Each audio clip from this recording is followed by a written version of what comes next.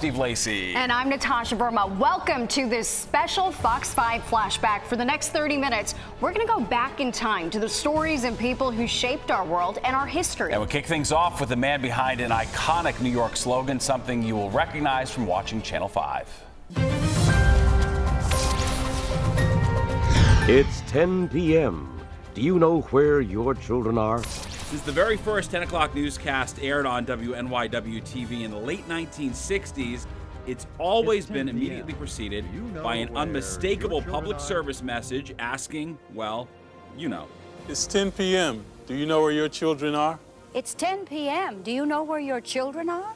It's 10 p.m. Do you know where your children are? It's 10 p.m. Do you know where your children are? And believe it or not, we were able to track down the promo writer responsible for this piece of local news history. Mel Epstein's his name. He tells me it all began with a rare visit from the station's general manager, who needed something warm and fuzzy, as they used to say, to try to take the temperature down a bit during the social upheaval of the late 1960s. It really came off the top of my head. I just said, how about it's 10 o'clock, do you know where your kids are? He said, well, make it, do you know where your children are, and run with it. He even still has the original piece of copy from that fateful day some 55 years ago. Understandably, it remains a point of pride for Epstein, who now calls California home. I have an article from the New York Magazine. At that time, it was 101 things to love about New York City, and It's 10 p.m. came up number 12. Wow. 10 p.m. Do you know where your children are? Right after I Hate Con Edison. Over the years, it remained a constant in a world and business otherwise defined by change. As countless anchors, news formats, not to mention hair and clothing styles came and went, the message at the top of the hour stayed the same. As the decades passed, it came to develop its own unique cultural cachet, something immediately recognizable to generations of New Yorkers. It's 10 p.m. Do you know where your children are? Eventually, celebrities even got in on it, recording their own versions of the ubiquitous show open while awaiting their appearances on various Channel 5 programs. It's 10 p.m. Do you know where your children are? It's 10 p.m. Do you know where your children are? It's 10 p.m. Do you know where your children are? It's 10 p.m. Do you know where your children are? We recently uncovered dozens of these pre-taped appearances in the Fox 5 archives. They provide a fascinating glimpse of some of the 70s and 80s biggest celebrities in the unexpected role of PSA announcer. Hey, it's 10 p.m. Do you know where your children are? It's 10 p.m. Do you know where your children are? My colleague and current Good Day New York anchor Rosanna Scotto first ascended to the anchor desk in New York City on the 10 p.m. news in 1994. She was paired with fellow broadcasting icon John Rowland. Rosanna arranged a Zoom interview where I had the pleasure of meeting Rowland for the first time.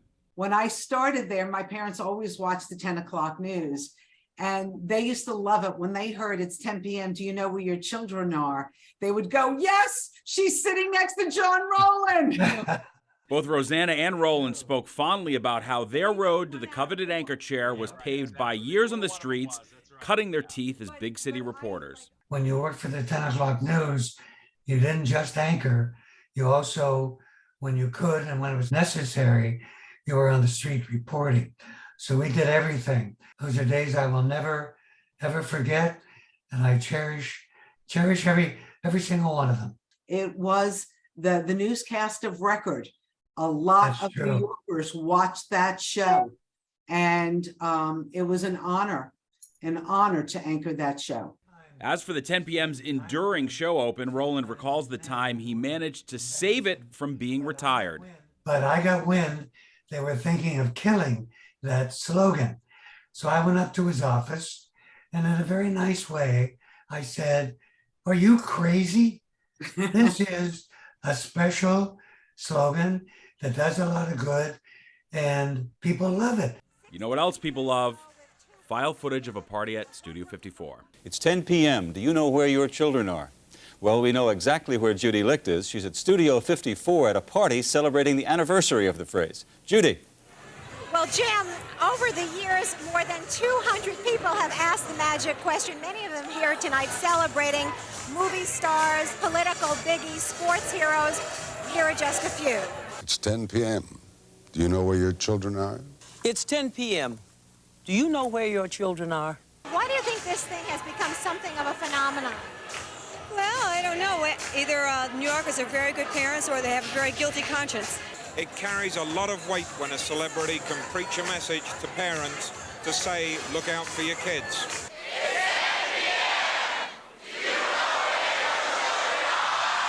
There was a party in honor of the show open. It's 10 p.m. Do you know where children are? That was held at Studio 54. Were you anchoring then, and do you have any recollection of that, John? My Studio 54 days are a haze. So the answer is no. And That's the perfect answer. Yes. And that was before my time, so I missed out on the Studio 54 with John and Blondie. It's 10 p.m.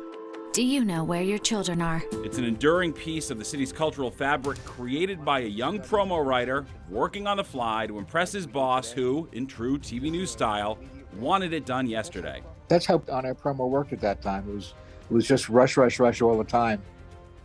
And that came up in December of '68, and it's still going. And it was a lot of fun. I miss it.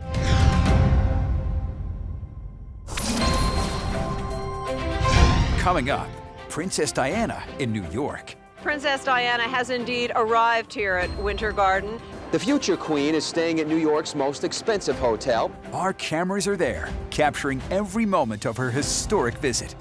And later, it was an experience, touching like pretty much all of your senses. Unprecedented access inside Studio 54 during the good times. Disco is the thing today. And the bad times. Assistant U.S. Attorney Alan Kaufman would not comment when asked how long the Internal Revenue Service has been looking into the finances of Studio 54. When this Fox 5 special returns.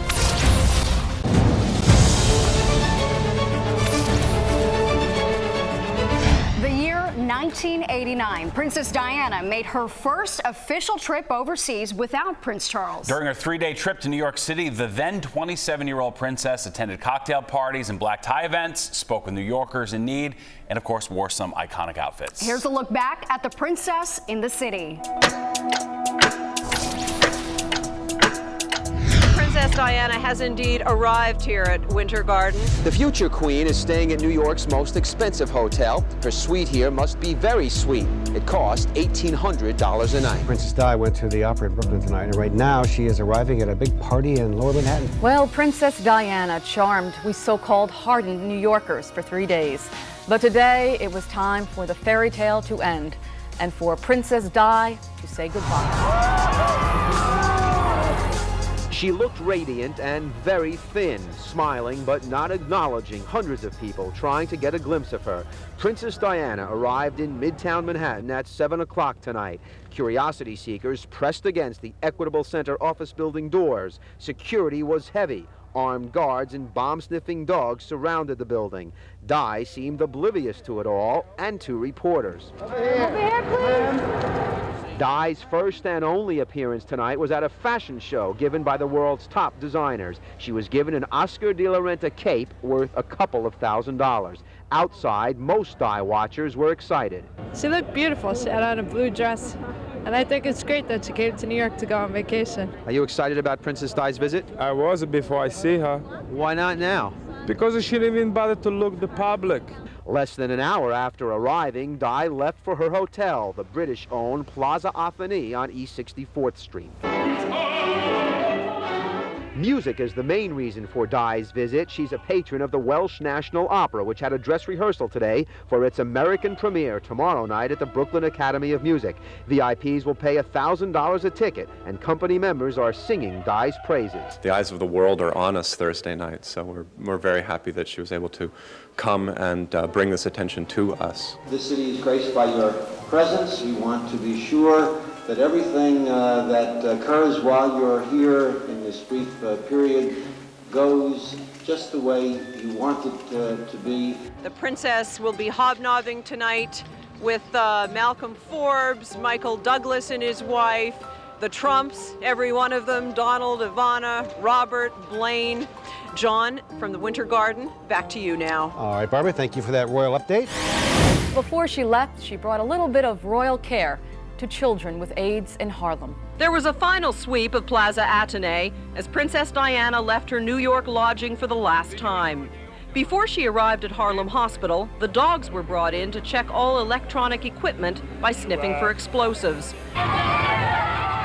The princess arrived at Harlem Hospital at around 10:30, shook lots of hands and charmed everyone, including Matilda Cuomo, the state's first lady.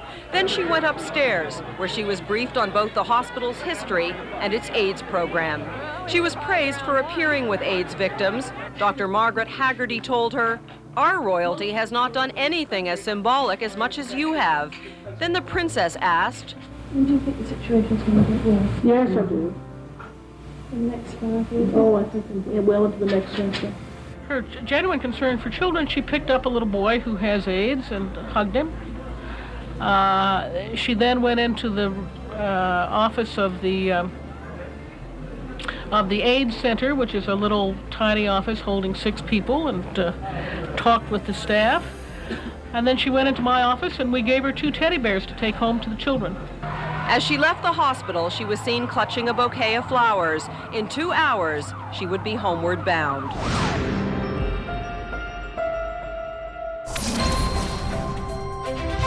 Still ahead, the horrifying death and murder of John Lennon. One police officer stood next to another police officer and whispered, "It's John Lennon." More than 40 years later, the video we just uncovered.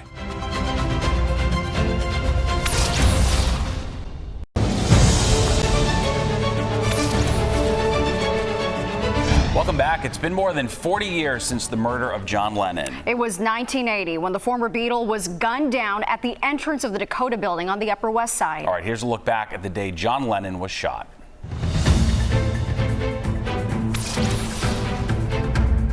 One of the last things John Lennon must have seen was the overweight fan who had been pestering him for days. The last time he'd been clutching a pen, he was out for an autograph.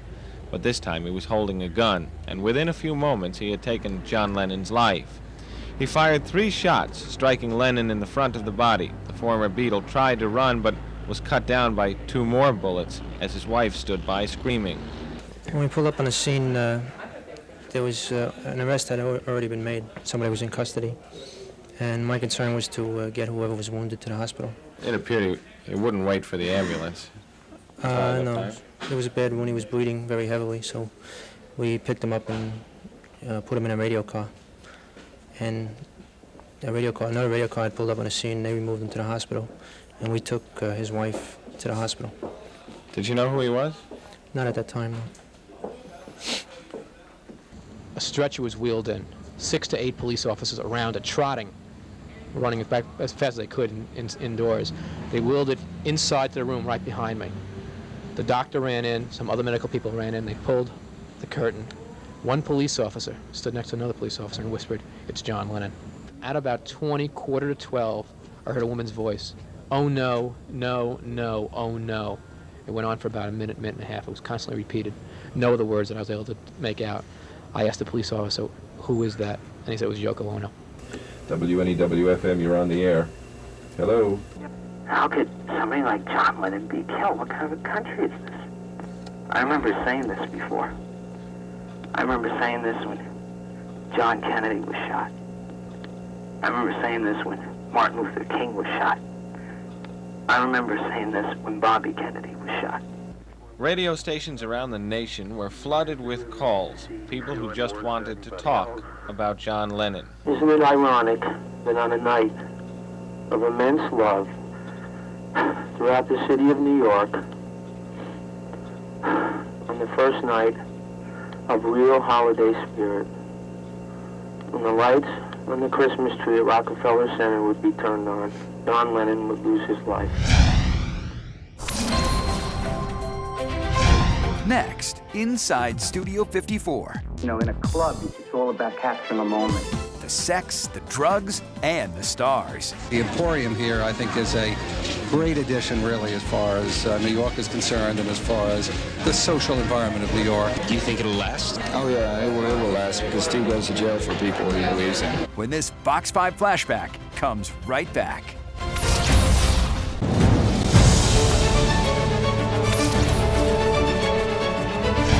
about this for a flashback? Studio 54 was originally built as an opera house in 1927. That's right. It wasn't until the late 70s that the new owners transformed the space into the most legendary nightclub of the disco era. Here now is a look back at the rise and fall of Studio 54.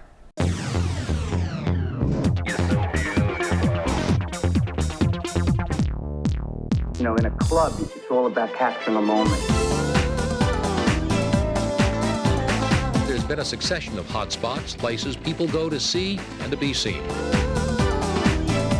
It was an experience touching like pretty much all of your senses. From Channel 5 News in New York, this is the 10 o'clock news. Right now, the premier playpen for the so-called beautiful people seems to be Studio 54. In the 30s and 40s, it was the Stork Club on 53rd Street. Back then, the most glamorous, most successful, most famous, most everything. It was a social gold mine, the product of the entrepreneurial mind of the lad from Oklahoma, Sherman Billingsley. He was always there, guiding the movements of his 200 employees and making decisions as to who would get in and who would not.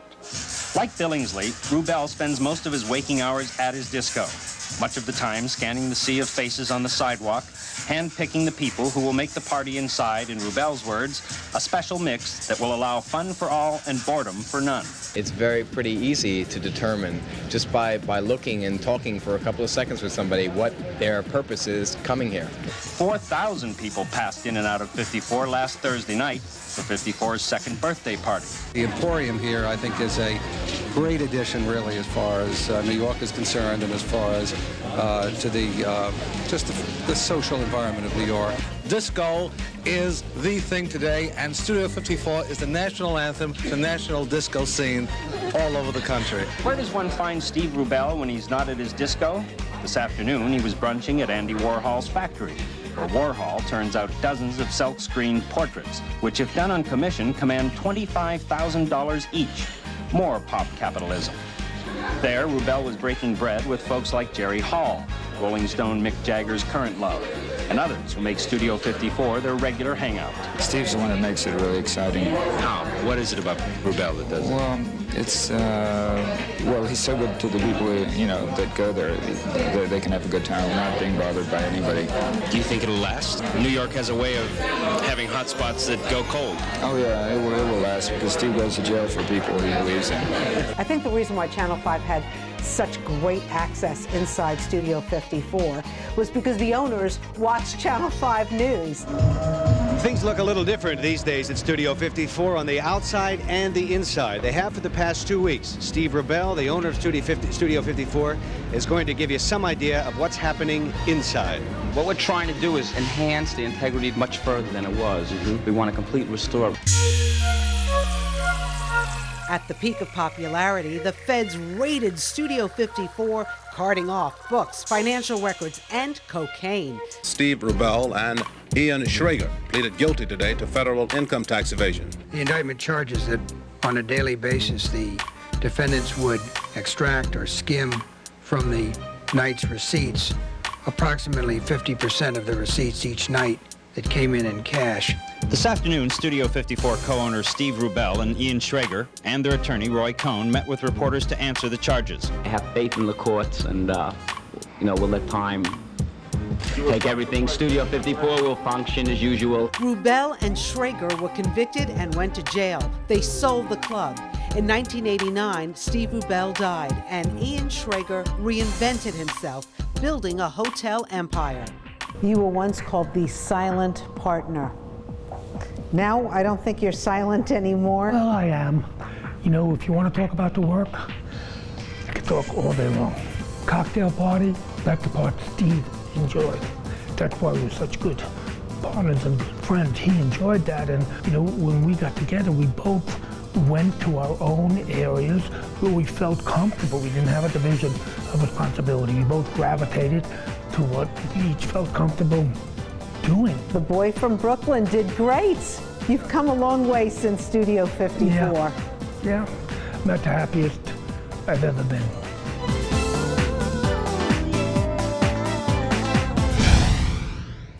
Always so fun looking back at that Studio 54 video, and really what a remarkable second act for Ian Schrager after his success at Studio 54. Well, I'm Steve Lacey. And I'm Natasha Burma. We'll see you next time right here on Fox 5.